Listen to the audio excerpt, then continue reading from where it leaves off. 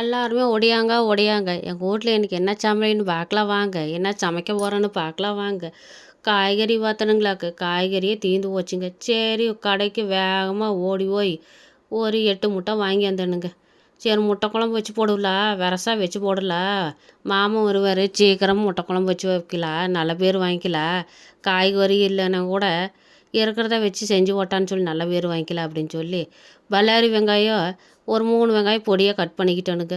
எண்ணெய் ஊற்றி சட்டியில் வெங்காயத்தை போட்டு தக்காளி ஒரு 4 தக்காளி போட்டுக்கிட்டேனுங்க. பச்சை மிளகா ஒரு பச்சை மிளகா போட்டு நல்லா வணக்கிட்டானுங்க. பூண்டு இருந்ததுங்க, அது எசக்கு பொசக்கா ஒரு 4 பூண்டு தொளிச்சு அதையும் போட்டுக்கிட்டேனுங்க. அப்புறம் பார்த்திங்கன்னா மிளகு ஒரு ஸ்பூனு, சீரகம் ஒரு ஸ்பூனு, பட்டை கிராம்பு இதெல்லாம் போட்டுக்கிட்டேனுங்க. தேங்காய் இருந்ததுங்க, தேங்காயும் ஒரு அரை மூடி தேங்காயாட்ட அதில் 1/4 மூடி தாங்க சேர்த்துனேன். சேர்த்து நல்லா எல்லாம் வணக்கியாச்சுங்க. நல்லா வணக்கிறோனுங்க, அப்போ தான் டேஸ்ட் கொடுக்குங்க. வணக்கியாச்சு பாருங்கள், தனியாக ஆற வச்சு அரைச்சிடலாமுங்க. அதே பாத்திரத்தில் எண்ணெய் ஊற்றி 1/2 ஸ்பூன் கடுகு போட்டுக்கலாமுங்க.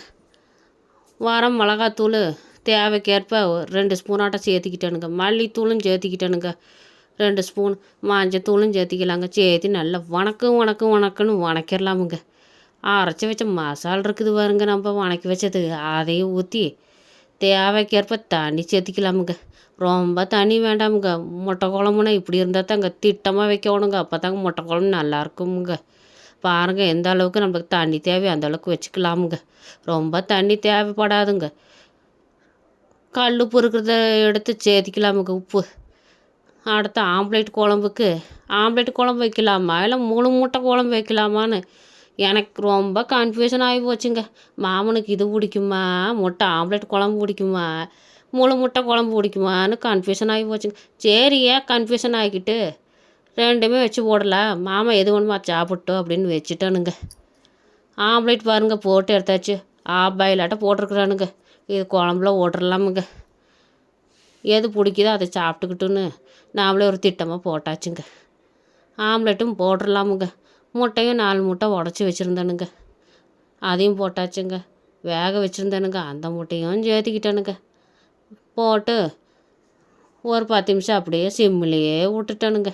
நல்லா குழம்பு அருமையாக வெந்து வந்ததுங்க. குழம்புக்குங்க காய்கறி எல்லாம் இல்லாமன்னா நம்ம இந்த மாதிரி வச்சுக்கலாமுங்க. நல்லா அருமையாகவும் இருந்ததுங்க, நல்லா டேஸ்ட்டாகவும் இருந்ததுங்க. எங்கள் மாமா வந்து சாப்பிட்டு போட்டு அருமையாக இருந்தது குழம்பு அப்படின்னு பாராட்டி போட்டாருங்க. எனக்கு ரொம்ப சந்தோஷமாக போச்சுங்க. நீங்களும் உங்கள் வீட்டில் இந்த மாதிரி முட்டை குழம்பு வச்சு சாப்பிட்ருந்தீங்கன்னா சொல்லுங்கள், நானும் கொஞ்சம் தெரிஞ்சுக்கிறேனுங்க. நீங்களும் உங்கள் வீட்டில் இதே மாதிரி முட்டை குழம்பு வச்சு சாப்பிட்டு சந்தோஷமாக இருங்க.